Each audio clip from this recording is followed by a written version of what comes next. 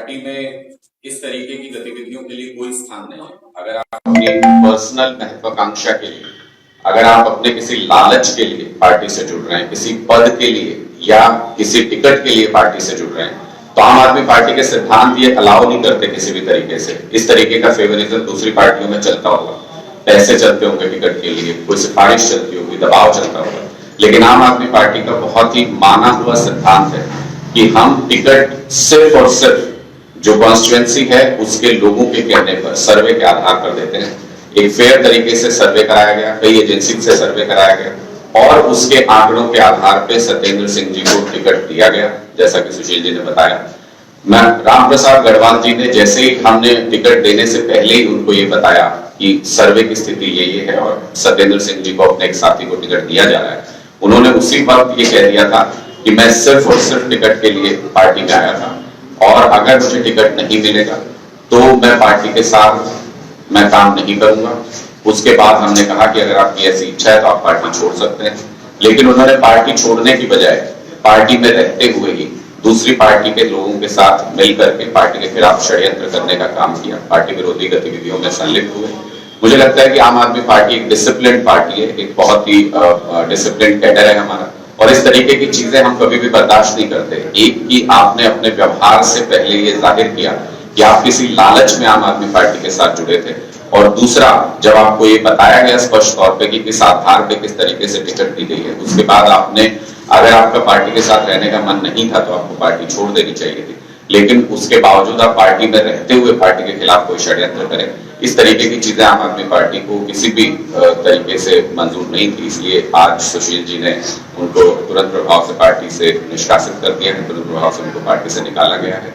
और हम उम्मीद करते हैं कि जो सारे क्रांतिकारी साथी जो एक बदलाव के लिए पार्टी से जुड़े हुए हैं, वो पुरजोर मेहनत के साथ आदमपुर में काम करेंगे। बहुत सारे साथी भारतीय जनता पार्टी से, जेजेपी से, कांग्रेस से बहुत सारे साथी हमें अप्रोच कर रहे हैं। गांव-गांव में जो जमीन से जुड़े हुए लोग हैं वो हमें अप्रोच कर रहे हैं। हमने सभी साथियों को कहा कि अपने अपने यहाँ पे कार्यक्रम कराएं और उसके बाद अपने सभी साथियों के साथ पार्टी को ज्वाइन करें, पार्टी की विचारधारा के साथ जुड़े। ऐसे बहुत से कार्यक्रम आने वाले 1-2 दिन में आदमपुर के अंदर किए जा रहे हैं, जिसमें कई महत्वपूर्ण पदाधिकारी और साथी भारतीय जनता पार्टी से, जेजेपी से और कांग्रेस से आम आदमी पार्टी में शामिल होंगे, पार्टी की विचारधारा से जुड़े। जी जी, कल जयप्रकाश ने प्रेस कॉन्फ्रेंस में आरोप लगाया कि आम आदमी को टिकट न देकर एक खास आदमी को टिकट दिया गया जो कि करोड़पति है और दूसरी पार्टियों से आया, जबकि कहते हैं कि हम एक आम कार्यकर्ता जो हमारे साथ सालों से काम कर रहे हैं उसको टिकट दे रहे हैं। तो इस बारे में आप देखिए, हमने पहले भी ये स्पष्ट किया है कि आम आदमी की परिभाषा क्या है। आम आदमी की परिभाषा अमीर और गरीब से नहीं आंकी जा सकती, उसके लिए अमीर और गरीब शब्द बना है। आम आदमी की परिभाषा ये है कि जो सही तरीके से, कानूनन तरीके से अपनी मेहनत के जरिए, चाहे वो 10,000 रुपए कमाता हो, चाहे वो 10 करोड़ रुपए कमाता हो, वो आम आदमी है। और एक भी case, criminal case Satyendra Singh के ऊपर नहीं है, एक भी भ्रष्टाचार का आरोप सत्येंद्र सिंह के ऊपर नहीं है। इस परिभाषा में वो बिल्कुल खरे उतरते हैं। अपनी मेहनत से, अपने वो एक किसान के बेटे हैं, अपनी जमीन से किसान सोना उगा सकता है मेहनत करे तो। वो गैस एजेंसी, जयप्रकाश ने यह भी आरोप लगाया कि सवाल आपका मैं पूरा सुनता हूँ तो उम्मीद करता हूँ कि आपका जवाब पूरा सुनिए।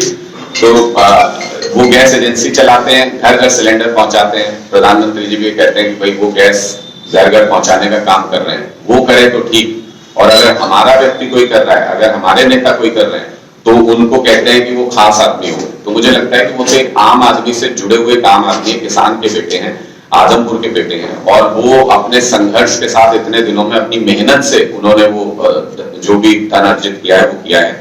लेकिन दूसरी तरफ अगर आप इसका कंपैरिजन करें, खास आदमी क्या होता है वो भी मैं साथ साथ बता दूं। खास आदमी वो होता है जो 200 करोड़ रुपए के इनकम टैक्स के केस झेल रहा हो, जो कि अवैध संपत्ति 200 करोड़ रुपए की अर्जित की जिसने, अभी तो वैध उससे अलग है, और जिसका एजेंसी उसको पता नहीं है वो उससे अलग है, लेकिन 200 करोड़ का इनकम टैक्स का मामला चल रहा है। सुप्रीम कोर्ट ने भी कई बार उनकी एप्लीकेशन रिजेक्ट किए पासपोर्ट को रिलीज करने की, जो कि बेहद गंभीर मामला है। वो खास आदमी होते हैं जो गलत तरीकों से, जो अपनी पावर का इस्तेमाल करके, जो अपने सोर्सेज का इस्तेमाल करके गलत तरीके से धन अर्जित करते हैं। आम आदमी वो होता है जो किसी गलत तरीके का इस्तेमाल नहीं करता है, कानून के दायरे में रह करके अपनी रोजी रोटी कमाता है, अपने लिए धन अर्जित करता है। जी सर, जब गढ़वाल जी को पार्टी में शामिल किया गया तो पार्टी कई तरह से फिल्टर लगाकर उसको चेक करती, तो क्या इनको नहीं पता कि इनका बैकग्राउंड नहीं पता कि ये टिकट मांगेगा और पार्टी छोड़ सकते हैं? देखिए, जब भी कोई कार्यकर्ता या कोई भी दूसरी पार्टी से नेता हमारी पार्टी में आते हैं, उनको बहुत स्पष्ट तौर पे बता दिया जाता है और हम तो मीडिया में ओपनली बोलते हैं कि किसी भी तरह के लालच में आम आदमी पार्टी ज्वाइन नहीं करें। जो भी साथी पद के लालच में आ रहे हों, उनके लिए यहाँ पर उनको कुछ नहीं मिलेगा। जो भी साथी टिकट के लालच में आ रहे हो, उनको आम आदमी पार्टी में कुछ नहीं मिलेगा। जो साथी देश बदलने के लिए, जो साथी क्रांति करने के लिए, जो साथी बड़ा बदलाव लाने के लिए, व्यवस्था परिवर्तन के लिए आम आदमी पार्टी में आ रहे हैं, उनको सुनहरा भविष्य आम आदमी पार्टी में मिलता है। तो ये सारी चीजें स्पष्ट हैं, सार्वजनिक तौर पे आम आदमी पार्टी इन चीजों को बताती रही है। उसके बाद भी यदि कोई साथी ये कह के आए कि नहीं मुझे तो कोई टिकट का लालच नहीं है, मुझे किसी पद का लालच नहीं है और पार्टी में शामिल हो, तो उनका स्वागत है। जैसे ही हमको उनकी किसी गलत गतिविधि के बारे में पता चला और टिकट के प्रति उनके लालच के बारे में पता चला, तो आज हम अपना फैसला आप सबके सामने रख रहे हैं। और एक सवाल जो कई चीजों में देखा, आप लोगों ने कहा कि रोड मैप की तरह है, हरियाणा में कहीं न कहीं गेटवे खुलेगा, लेकिन 2 साल अभी बचे हुए हैं। तो आदमपुर की जो जनता विकास के या तमाम चीजों की बात कर रही है, डायरेक्टली अगर आम आदमी पार्टी का कैंडिडेट जीतता है तो डायरेक्टली आदमपुर के विकास में क्या कॉन्ट्रीब्यूशन हो सकता है? देखिए, बिल्कुल कंट्रीब्यूशन हो सकता है। कोई डॉक्टर किसी बीमारी का इलाज कब करेगा? जब उसको मर्ज का पता हो। पहली कंडीशन क्या है किसी बीमारी के इलाज की? जब उसको मर्ज का पता हो। कोई विधायक अपने इलाके की समस्याएं कब सुलझाएगा? जब उसको समस्याओं का पता हो। विधायक के पास अपने फंड्स भी होते हैं, विधायक के पास अपनी पावर भी होती है, अपना ऑफिस भी होता है, और सरकार से कुछ जो काम, जो फंड्स आते हैं, उनमें अगर भ्रष्टाचार को खत्म कर सके अपने इलाके में, तो काफी काम करा भी सकता है। दूसरी बात कि ये अभी तक के 24 साल के इतिहास में, 24 साल हो गए कुलदीप बिश्नोई जी को यहाँ लगातार विधायक उनके परिवार से बन रहे हैं। 24 साल में उन्होंने कोई समस्या का समाधान आदमपुर की नहीं किया। पूरा आदमपुर सीवेज की समस्या से जूझ रहा है। इतना कमर तक का पानी हो जाता है, थोड़ी सी बारिश हो जाए, सारी सड़कें टूटी पड़ी हैं बुरी तरह से। बोले कि कोई 500 करोड़ का पैकेज लेकर के आएंगे और आदमपुर का विकास करेंगे, लेकिन चुनाव अनाउंस कराया उससे पहले। और सारे लोगों का अनुभव है आदमपुर के अंदर कि अगर चुनाव कुलदीप बिश्नोई जी उनके परिवार का कोई सदस्य जीत जाए, तो उसके बाद वो आते नहीं है कॉन्स्टिट्यूएंसी में, सिर्फ चुनाव के वक्त आते हैं। तो इसलिए इस बार मैंने तो एक बुजुर्ग की बात सुनी थी, एक गांव में मैं सुन रहा था, तो वो बुजुर्ग बोले कि हमको लगता है कि इस बार काम हो सकता है आदमपुर में। मैंने कहा जी कैसे? तो बोले कि एक बिल्कुल सही बात समझ में आ गई और हम सब लोगों को समझ में आ रही है गाँव में। उन्होंने कहा कि ये विधायक बनाने के बाद तो ये काम नहीं करते, ये तो हमने 24 साल में देख लिया। इस बार हम इनको घर बिठा देते हैं 1.5 साल के लिए, तो दोनों बाबू बेटा पूरी मेहनत करके दोबारा अपना वर्चस्व स्थापित करने के लिए खूब पैसा लेके आएंगे, खट्टर साहब से आदमपुर में लगवाएंगे, और इनकी जगह पे जो विधायक बनेगा वो भी पूरी मेहनत करेगा। तो डबल इंजन का जो सरकार है वो आदमपुर के अंदर आ जाएगी। और ये बात हर घर में आज के दिन में एक एक गांव में ये चर्चा का विषय बन गई है कि अगर कुलदीप बिश्नोई जी के परिवार से काम कराना है तो उनको किसी भी तरीके से विधायक नहीं बनने देना। विधायक बनने के बाद काम नहीं करेंगे, लेकिन विधायक अगर नहीं होंगे, घर पे बिठा दोगे, तो पिताजी यहाँ रहेंगे आदमपुर के अंदर और बेटे को चंडीगढ़ में बिठा के रखेंगे और खट्टर साहब से खूब सारे प्रोजेक्ट आदमपुर के लिए लेके आएंगे। ये मन बना रहे हैं लोग। डॉक्टर साहब, एक सवाल ये भी है, 16 तारीख को meeting Haryana CM Punjab CM की, तो आप कोई उम्मीद करते हैं पंजाब के सीएम हरियाणा में पानी देंगे या सॉइल दबाएंगे, यहाँ भरेंगे कुछ? देखिए, मैं पहले भी ये बात बता चुका हूं कि जब दो बेटों के बीच में झगड़ा हो तो उसका समझौता कौन कराता है? दोनों आपस में तो कभी नहीं कर पाते, लड़ते ही रहते हैं। उनके पिता बैठ के उनका समझौता कराता है।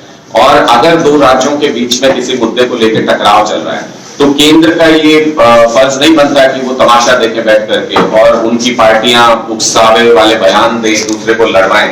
केंद्र का फर्ज ये बनता है कि वो बिठा करके दोनों राज्यों के लिए पानी की उपलब्धता सुनिश्चित हो जाती है। केजरीवाल जी प्रेस कॉन्फ्रेंस में भी बोल के गए थे सबके सामने कि केंद्र को पानी उपलब्ध कराना है पंजाब और हरियाणा दोनों राज्यों के लिए, लेकिन केंद्र में मोदी जी बैठ के तमाशा देख रहे हैं। मोदी जी को पाकिस्तान ज्यादा प्यारा है हरियाणा से। पाकिस्तान में पानी जा रहा है, रोक के हरियाणा को दे सकते हैं। मोदी जी को पाकिस्तान ज्यादा प्यारा है पंजाब से, वहां पे पानी दे सकते हैं। नहीं, मैं यही बात आपको बता रहा हूँ। मानसा का क्या सीन है? वो ऐसा दवाई देनी चाहिए, पानी देना चाहिए। हाँ मैम, उनका क्या लगता है, मांग करते नहीं करते? अच्छा ठीक है, मैं एक सवाल पूछ लेता हूँ, आप हाँ ना में जवाब दीजिएगा। आपकी पत्नी ने आपको पीटना छोड़ दिया? हाँ ना में जवाब दीजिए सर। ये कोई बात नहीं है, पानी कुछ मुद्दे इससे मैं आपको यही समझ अभी बताइए मैंने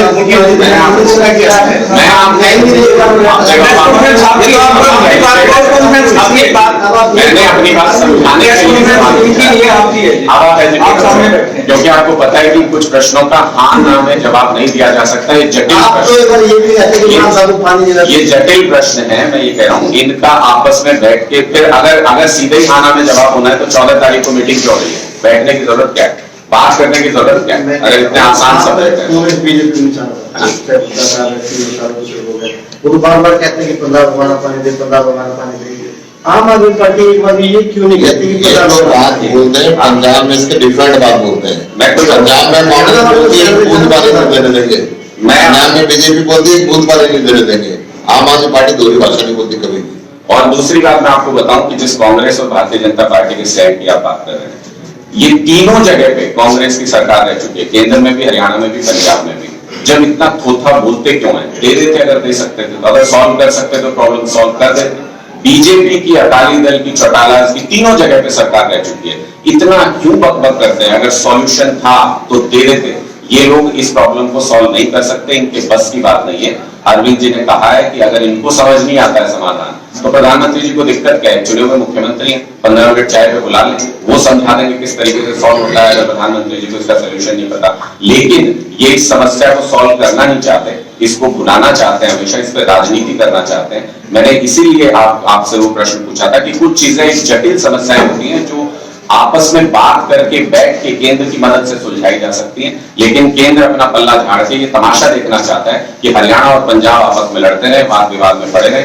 ये राजनीति अब चलेगी नहीं। ये राजनीति लड़ने लड़ाने की, आपस में फूट पैदा करने की राजनीति अब चलेगी।